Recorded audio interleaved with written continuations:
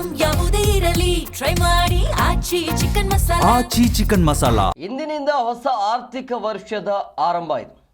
So ಪ್ರತಿ ಬಾರಿಯಂತೆ ಈ ಬಾರಿಯೂ ಕೂಡ ಜೀವನ ದುಬಾರಿ ಆಗುತ್ತೆ. ಹೊಸ ನಿಯಮಗಳ ಜೊತೆಗೆ ಜನರಿಗೆ ಹೊಸ ಹೊರೆ ಎಳುವಂಥ ಕೆಲಸ ಆಗ್ತಾ ಇದೆ.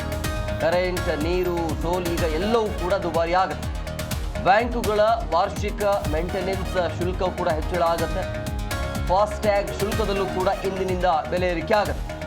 UPI ಪಾವತಿಗೆ ಡಬಲ್ ಸೆಕ್ಯೂರಿಟಿ ಕಡ್ಡಾಯ ಮಾಡಲಾಗಿದೆ. ಸೊ ಈ ರೀತಿಯ ಸಮಸ್ಯೆ, ಈಗಾಗಲೇ ಗ್ಯಾಸ್ ಸಿಲಿಂಡರ್ ಸಿಗ್ತಾ ಇಲ್ಲ, ಅದರ ರೇಟ್ ಕೂಡ ವಿಪರೀತವಾಗಿ ಜಾಸ್ತಿ ಆಗಿದೆ. ತಿಂಡಿ ತಿನಿಸುಗಳ ರೇಟ್ ಕೂಡ ಜಾಸ್ತಿ ಆಗಿದೆ. ಸೊ ಇವತ್ತಿನಿಂದ ಹೊಸ ಆರ್ಥಿಕ ವರ್ಷ. ಸೊ ಹಂಗಾಗಿ ಪ್ರತಿ ಬಾರಿಯಂತೆ ಈ ಬಾರಿಯೂ ಕೂಡ ಜೀವನ ದುಬಾರಿ ಆಗತ್ತೆ. ಈ ದುಬಾರಿ ಜೀವನದಲ್ಲಿ ಬದುಕುವಂಥ ಕಷ್ಟ ಅಂತೂ ಸಹಜವಾಗಿದೆ. ಹೊಸ ನಿಯಮಗಳ ಜೊತೆಗೆ ಜನರಿಗೆ ಈ ರೀತಿಯ ಸಮಸ್ಯೆಗಳು. ಈಗ ಇನ್ಮೇಲೆ ಕರೆಂಟ್ ಆಗಿರ್ಬೋದು, ನೀರು, ಟೋಲ್ ಎಲ್ಲವೂ ಕೂಡ ದುಬಾರಿ ಆಗುತ್ತೆ.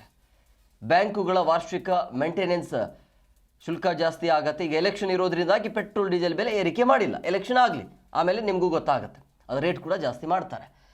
ಸೊ ಈ ರೀತಿಯ ಸಮಸ್ಯೆ ಇದೆ.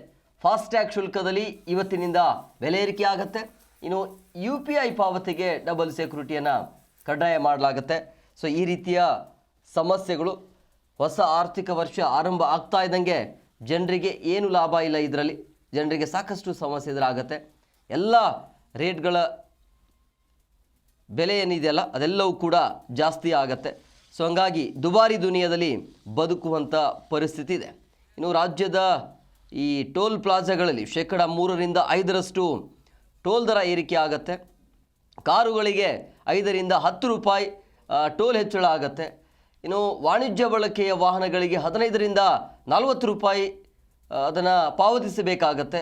ಸಗಟು ಬೆಲೆ ಸೂಚ್ಯಂಕಕ್ಕೆ ಅನುಗುಣವಾಗಿ ಶುಲ್ಕ ಹೆಚ್ಚಳ ಮಾಡಲಾಗಿದೆ ಅಂತ ಭಾರತೀಯ ರಾಷ್ಟ್ರೀಯ ಹೆದ್ದಾರಿ ಪ್ರಾಧಿಕಾರದ ಅಧಿಕಾರಿಗಳು ತಿಳಿಸಿದ್ದಾರೆ.